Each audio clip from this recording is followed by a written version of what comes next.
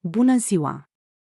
Vă prezint elevatorul electric pentru urcat și coborât scări. Acesta este un dispozitiv medical destinat persoanelor cu dizabilități locomotorii ce îi ajută a urca sau a coborî scările cu ajutorul unui scaun cu rotile. Scaunul cu rotile este poziționat și asigurat deasupra elevatorului, apoi acesta poate fi manevrat ușor de către o altă persoană.